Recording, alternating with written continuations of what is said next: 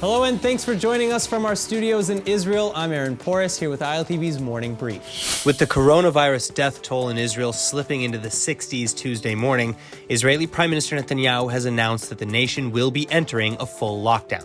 All intercity travel will be banned by Tuesday afternoon, and citizens will be ordered to remain within their cities and communities, while residents in certain neighborhoods with high infection rates will be even more tightly secured. And on the eve of Passover Wednesday, everyone is ordered to remain at home completely until the next morning. The general lockdown, on the other hand, is set to end Friday morning, though later reports have moved that to Saturday night. Since making the announcement Monday, the death toll has risen. Over 9,000 in Israel have been diagnosed, and 153 are in serious condition, while 546 have so far recovered. Now, while the general lockdown may be scheduled to end within just a few days, health officials and advisors are still pushing for a very slow and staged reversal in restrictions. And this is not sitting well with everyone. Yet another quarantine escapee has been arrested in Jerusalem, and families separated from their loved ones, including from their children stuck in special care facilities, are understandably outraged. But the government insists that such extreme measures will be the only thing preventing a second and potentially more deadly outbreak.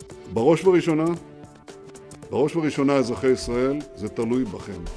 זה תלוי במידת מילוי ההוראות הקשות שאנחנו מורים לכם לטובת הכלל. היציאה תעשה על פי רמות הסיכון באוכלוסייה. הפתוחים ביותר יצאו ראשונים, ומי שנמצאים בסיכון הגדול יותר יצאו אחרונים. הם יישארו ככל שניתן בבידוד.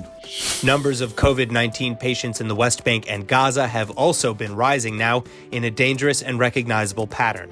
In spite of Ramallah's best efforts and fairly early restrictions, the Palestinian Authority has now announced 19 more cases of coronavirus across the West Bank or Judea and Samaria, bringing the total to 254, including 24 who have recovered and one who has passed away. Meanwhile, in the Hamas-run Gaza Strip, 632 people have been released from quarantine, and one more man has been reported infected, rising the Gaza Strip's total to 12 currently confirmed. And Hamas insists that all patients suspected of having the virus have been in quarantine away from the general public.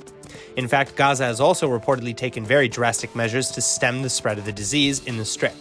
Hamas authorities have long since banned most travel in and out of the enclave, while closing gathering places like mosques, eateries, and event spaces. But at the same time, Gaza has only reportedly conducted about 2,000 tests, which accounts for 0.08% of its population. And residents in the region explain that adhering to certain restrictions is nearly impossible for them to begin with.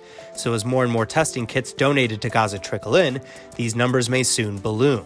The most difficult thing when you're a Palestine refugee and when you live in a densely populated camp and when you're already economically vulnerable is to receive all these global directives, most of which do not apply to you. صراحة ما في شغلات جدية، يعني بتيجي البلدية بتسكر باب المخيم من برا وبالنص أكنه ما في شيء، لا كورونا عنا ولا عنا أي شيء إنه يشيل الخطر منا، ما في. Amidst the ongoing crisis, global flight traffic has grinded nearly to a halt, one airline after the next.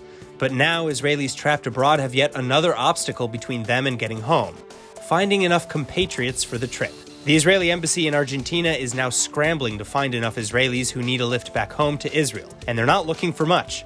Just 60 passengers are needed to fill the plane enough for the flight to take off. But registration ends Wednesday, and 60 people have yet to sign up, leaving up to 59 people potentially stranded in Buenos Aires, especially as it could be weeks or even longer before another flight back to Israel is scheduled. Now, the itinerary is with Ethiopian Airlines, and it's set to take off from Buenos Aires to Brazil and then direct from Brazil to Tel Aviv at a cost of roughly $1,875 per person. And again, registration ends Wednesday, so interested Israelis in Argentina are urged by the embassy to email Ethiopian Airlines at ethiopian.argentina@aviareps.com, subject line, repatriation to Tel Aviv. That's all for now, but for more news from Israel, remember to like ILTV on Facebook and on Instagram, and to subscribe to us on YouTube.